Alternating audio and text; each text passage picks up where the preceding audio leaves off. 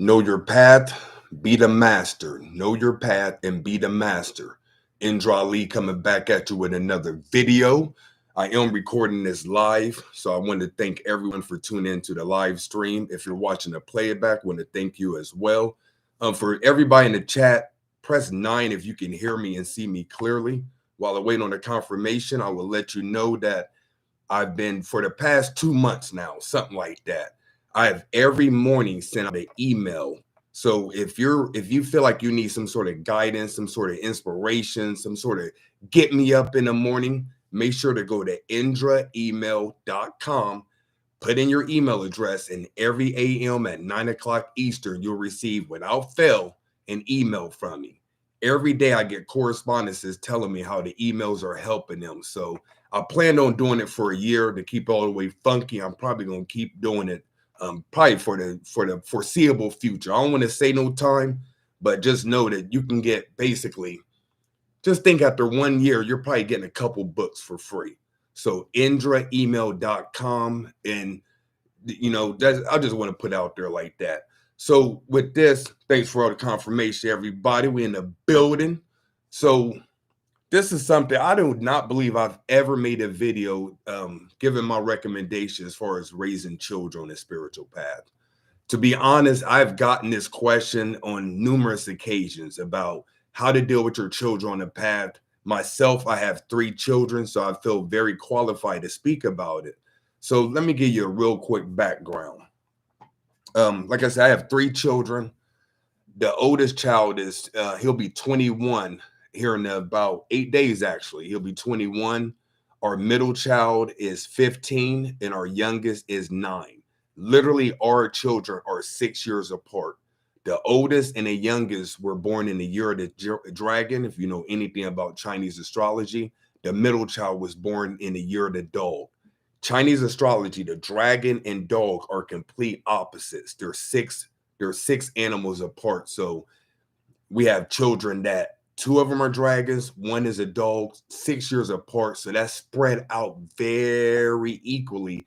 And it's enough for me to, as a parent, know exactly what's going on. With our oldest child, I was just coming into the knowledge when he was real young. I just started getting on my path. With the middle child, I was on my path, obviously hard body. And with the youngest child, I was full-blown conscious, if you would. So every child came at a different point in my life. You feel me? So I feel overly qualified to speak about this, especially seeing that how our oldest child was out of the house and seeing the way he was influenced by us growing up. I can clearly see how the role we played a part on his spiritual path. So I have 5 things I want to lay out for you. I want you to take this with a grain of salt because this is your children. I can't tell you how to raise your children, but I wanted to make this video for people who feel kind of lost, feel like uncertain as far as what they should introduce to their children, or don't know how to deal with their children altogether. So I'm willing that this information helps you. Like I said, I got confirmation, so let's get into it. So raising children on a spiritual path. The first thing I would recommend, and this is in no particular order, but don't force beliefs on your children. Don't force beliefs on your children. And what I mean by that is if you can't for sure show them clearly how something is going on. Let me give this example. If you look at Christians, I grew up in a Christian household. I had to go to church and all that stuff. In church, it was told that Jesus will return. That's a belief. And to be honest, there's no way that an adult can prove that there was a Jesus character and that this person was going to return. So when I say don't force beliefs on your children, it's as simple as that. If it's a belief like you believe it, but you can't prove it, me personally, I wouldn't put that on my child. Like, for instance, we didn't tell our children anything about Santa Claus and tooth fairies and Easter bunnies, because I know, and once again, do as you please, but I know for sure that those beings don't exist. So I'm not going to force my children to believe in something that is not real. So even with dealing with deities and the ancestor and stuff like that, I never force my children to believe in Oshun, Tahuti, Indra, etc. You know, obviously they see them on the altar, they see the way we live, but to tell them, you know, this is the deity that you need to deal with, this is the religion that you need to follow, we don't personally do that. So the first thing is, don't force beliefs on your children. If you cannot prove it, I would just kind of leave it alone and let them come into the overstanding when they come about. Second, be an example. We know that children follow you more than they listen to you. And it's a popular thing, and as far as like the melanated community, do as I say, not what I do. That's completely stupid. You know what I'm saying? If you catch offense to that, so be it. But that's dumb as hell to tell your children, you know, don't do what I do what I say. So you can be sitting there smoking crack in front of your child, but tell them be drug free. That's dumb and it makes no sense. And if you've never seen it like that, somebody needs to tell you. But when you're an example for your child, they will see you as a leader. And when you do things that are quote unquote productive or beneficial, they're going to adopt those habits. You know, something happened a few days ago where we were speaking about something and we were talking about somebody that transitioned. And my youngest son, who's 15, was like, you know, my daughter said something, and my son was like, hey, he said my daughter's name, and he was like, don't talk about them like that. They already died or whatever. And he was like, peace and blessings be upon them. Like, we never tell our children when you speak of the dead, say peace and blessings be upon them. But since that's a regular thing that they hear all the time, he just naturally did that. And to be honest, that was the first time I ever heard him say that. But that just reinforced that the children are always listening, they're always paying attention. And if you're just an example, if you're a guiding light, if you're being the best you can be, then your children will see that and they will adopt it. And before you know it, they'll grow up and the things that you did, the things that you said, and the way you live, they will adopt that. We say it with our 20-year-old as well. I'm seeing characteristics within him that I know for sure he adopted from us. So good, bad, or indifferent, you need to be, I recommend that you be an example and your children will follow suit, usually 99% of the time. So the second, be an example. Third, build trust by believing them. This is a big one. Build trust, build the trust they have for you by believing in them. This is especially important if you have children with gifts. If you have children with gifts, whether they're psychic, they have the ability to communicate with spirits, they have certain magical energy, your children may come and tell you that they have a ghost in their room or they hear something. Most humans or most parents would tell them, oh, you're imagining it. That is not real. Go back to sleep. It was a bad dream. Me personally, I would never take that stand. Because when you tell your children that they are imagining something and it's not real, and especially if they're dealing with something they know is real, they're not going to trust you. Believe me, I had my first incident that I recall in this lifetime. I was probably around 5 years old. Never forget the incident. I just put it like this without me getting into it. I bear witness and seen and interacted with things that adults didn't in the house. For sure, I had a spiritual experience as a 5-year-old when I visually seen things that my mom didn't see and that other adults in the house didn't see. Not going to say they didn't believe me, but no one sat me down like, okay, explain to me. I got a sense that nobody really believed me. You feel me? And I'm not discrediting my parents and the household I grew up in. I'm just keeping it real. I didn't feel like anyone believed me. But fast forward now, where our middle child is probably the most psychically gifted child that we have. He's off the charts as far as psychically and intellectually. He had an experience when this was about maybe 5 years ago.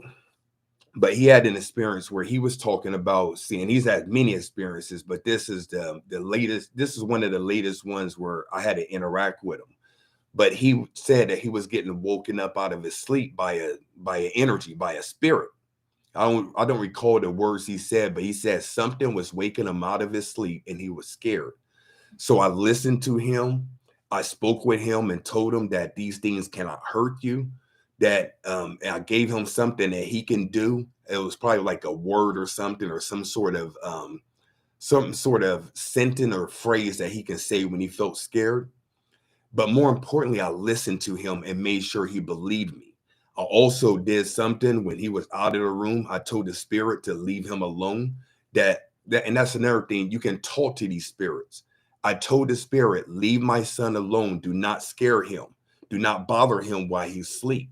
And just talk to the spirit like a stern father. A lot of these times, these ghosts and spirits are just children and they're looking to play, and they see another child who has the ability to see them, so they're attracted to that child. So I had to tell the spirit, leave my son alone. You're not welcome to interact with him in this regard, etc., etc.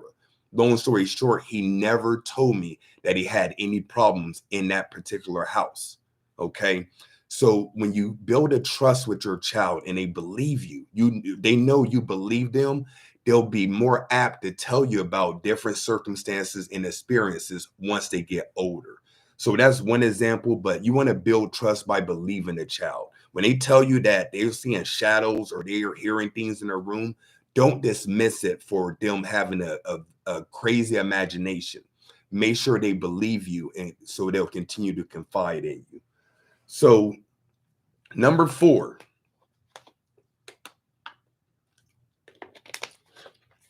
allow them to participate in your spiritual practices.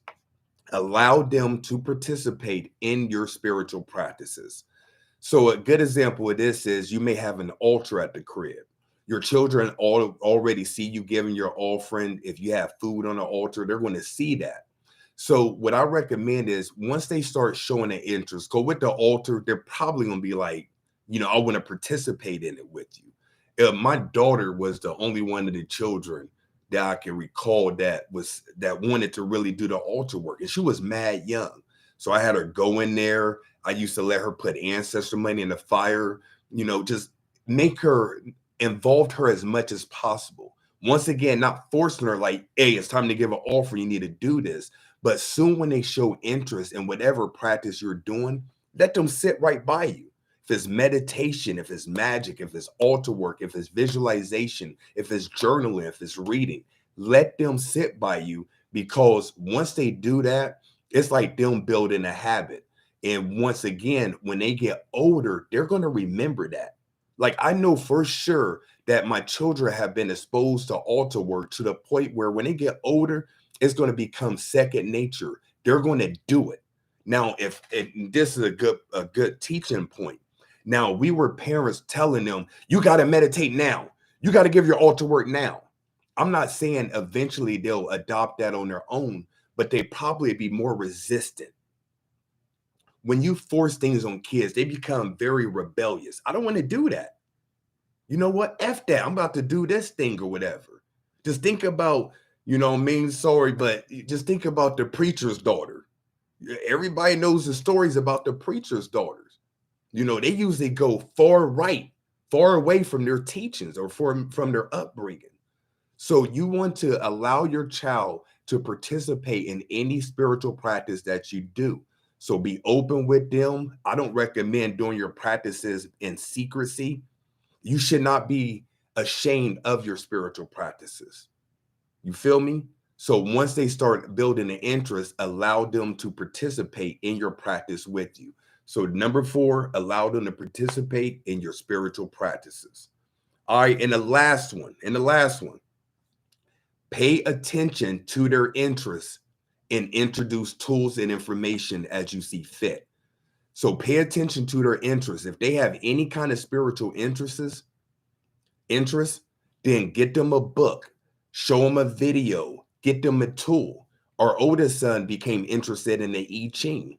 I don't know how, what, why, where. In fact, I forgot how I got introduced to him, but he's kind of like, he has my energy where if everybody's going left, I want to go right. If everybody's doing that, I want to do something different. So when he got familiar with the I Ching, he was like, Dad, do you do this? And I was like, no. He said, great, I want to do this. So I got him an I Ching book, got him the coins. And in fact, when he was a teenager, he was rocking with the I Ching hard body. You know what I'm talking about? So once you see an interest, once your child displays some sort of interest or attraction is another word, then slowly start introducing information and tools in order to help them with whatever practice or whatever they're interested in. So number 5, pay attention to their interests and introduce tools and information to them as you see fit. So once again, the 5 tips I recommend for raising children on a spiritual path: don't force beliefs, be an example, build trust by believing them, which is very important.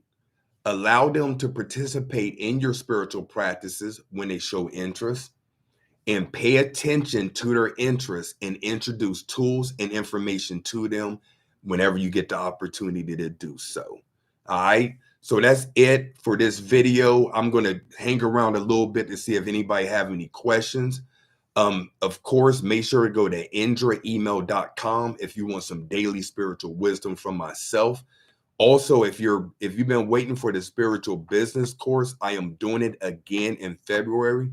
We're in week 2 of this current course, and to be honest, like you was only allowed 10 people to be in. I had like 12 people sign up, so it let me know that there's still interest in it.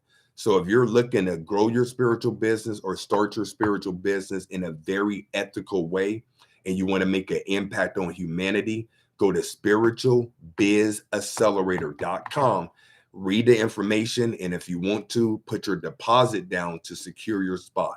It's only limited to 10 people. So if you want to be a part, make sure to do that as soon as possible. Also, if you want to work with me, you want to join a community of like-minded people, you want some exclusive content, spiritualaccelerator.com. That's my flagship program. We have mad members, all welcoming, all loving, and all about their spiritual business. So if you feel or their spirituality. So if you feel alone, you feel like nobody support you, you feel like you need some sort of guidance, spiritualaccelerator.com, the most affordable way to work with myself and also to join a community of like-minded souls. All right. So do I have any questions related to this topic at hand, dealing with children?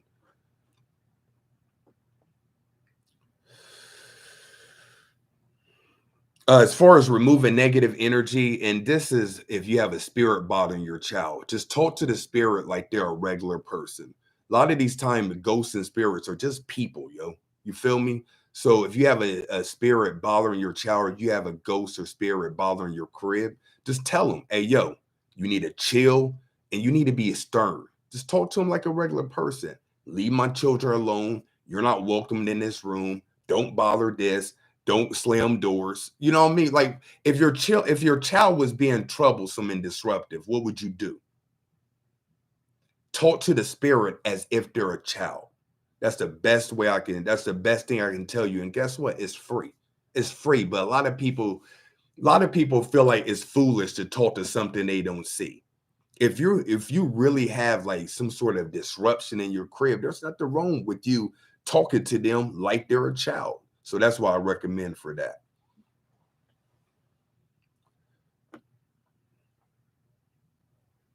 It doesn't matter if it's in a dream or if it's real. If they're bothering your child, it is real. You feel me?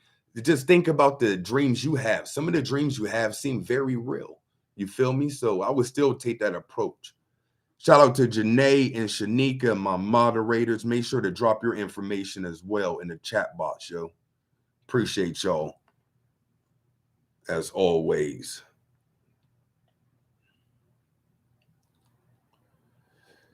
If as far as wearing crystals, if your child has a particular thing that they're dealing with, so say they're dealing with say they have problems with self-love, then you want to get crystals that deal with love. Whatever your child is going through, get a crystal that corresponds to that particular issue. So if they're dealing with safety and security, then get root chakra crystals. If they're dealing with creativity and personal power, then get crystals related to the solar plexus. So get a crystals that directly relate to whatever your child is going through. would be my recommendation for that. And that's a very good thing. That's a very good tip as well, is because children like jewelry. You feel me? I know when we go to metaphysical shops and the children are with us, they always want some sort of bracelet or something like that. So I would definitely recommend that.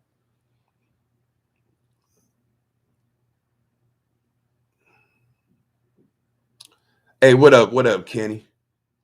How would you know what gifts my son possessed? He sees shadows in his room and he says he saw the stickers on his wall move. He probably has the gift of sight. He may have clairvoyance. So I would deal with it like that. It's hard to really tell until they get older because you're getting glimpses of it, but they may not be able to articulate it all the way. If you're very in tune with yourself, you have a great grasp of self-awareness and you have awareness of your children, then you're going to know what gifts they have. I know what gifts my children have because I've worked on myself and I consider myself very self-aware. I'm very self-aware, so I'm also aware of others because I'm aware of myself, if that makes any sense. Is there any spiritual practice that you should wait until they're older? Mine is 5 and 2 years old. If they show interest, I'm going to introduce it to them. Now, obviously, you may not want to get them on some full-blown magical regimen or something like that if you're doing some sort of ceremonial magic or whatever. But if they show interest, then I would introduce it to them. You may not want to give them the full plate, but you may want to introduce it to them, like give them an appetizer as opposed to like a full buffet. You feel me? Can teenagers do shadow work? Why not? Why not? Couple more, yo. Couple more.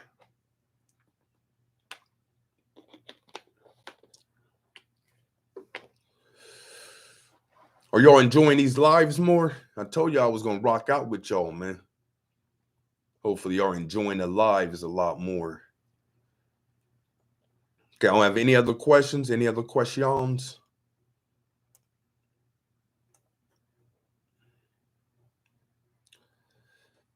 How does journaling work with children? How does journaling work with adults? Just journaling your day. You can either talk about what happened for the day or what you plan on doing for the day. So if you do a journal in the AM specifically for a child, you can tell them write down something you want to accomplish today. Write down something that you want to learn today. Write down something that you want to do today. If they do the journal in the PM, they can answer questions related to the prompts that they had in the morning, or they can just talk about their day. Especially if you have a child that's a book reader and a writer, getting them in the habit of journaling would be beautiful. You feel me? Like our oldest child is he's a book reader. He's like me. He likes to read books. Our middle child and the youngest, they don't really like to read. The middle, our middle child can read beautifully, but he really doesn't like to read. Our youngest, she don't like to read at all, but she's more of a creative type energy. But even though she doesn't like to read, I want to say like sometime last week, she got up on the couch with me and read a book just because she seen me doing it. Once again, by being an example, she naturally did it. I didn't say, hey, baby girl, go get your book and start reading with daddy.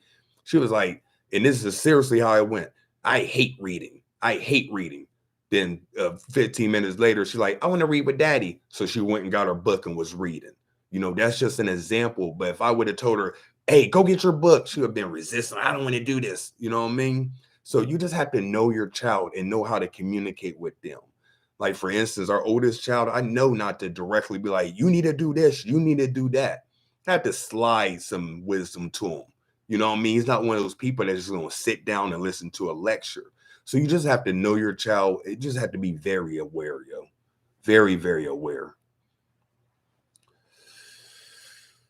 I believe any person that gets addicted to tarot cards it can be a detriment. I'm just gonna keep it real. I need to make a video about that as well.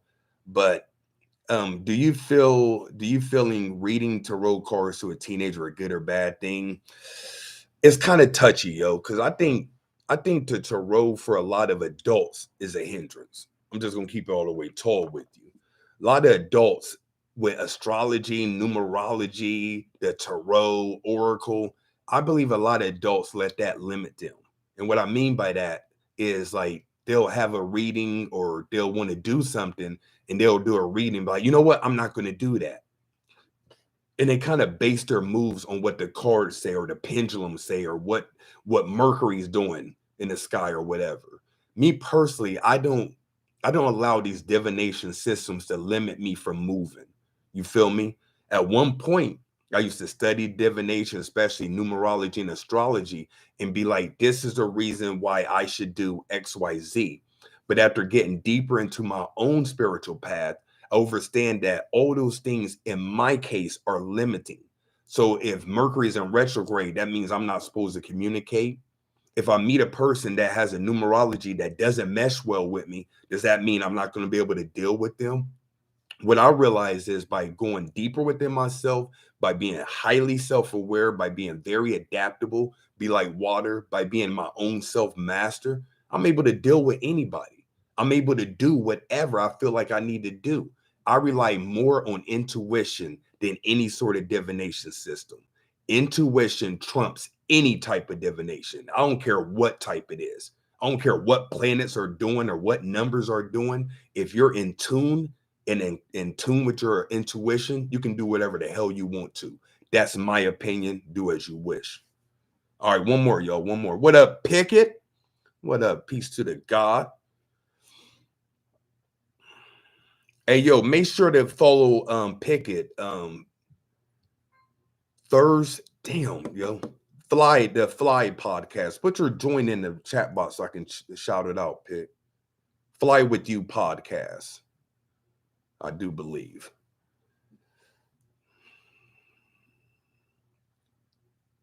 How can you tell that they are being troubled by a spirit? They'll tell you. Yeah, Fly with Us podcast. Look that up on YouTube and follow it.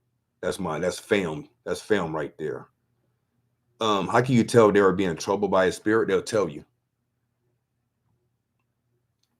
Yeah, it's very simple. They'll tell you. Even if it's not a harmful spirit, if they're scared, it's harmful to them. You feel me? Like, for instance, the beings that I seen when I was young, they're considered highly evolved, very loving beings, but I never seen them. So I was scared. They didn't do anything to me, you know, and I made sense of the experience once I got older. But during that time, that experience, one of the most scariest things I've ever had to deal with. And once again, these beings didn't hurt me. They were there giving me a message, let me know what's up. Once again, I don't want to get into it, but these beings are very evolved beings. If I told you what they were, you'll know what I'm talking about. They're loving beings, but I was scared as a child. So if a child is scared, then it's a negative energy to them. Doesn't matter what it is. Hell, they can see their great grandmother, a person that raised you. But if that person comes and sit on their bed and scares the hell out of them, then they're scared. It doesn't matter if there's a quote unquote positive or negative energy. All right. So I'm gonna leave it at that, y'all. Once again, indraemail.com. Join the email list if you want to take the business course, spiritualbizaccelerator.com. And if you want to join my community, spiritualaccelerator.com. So until next time, y'all, peace.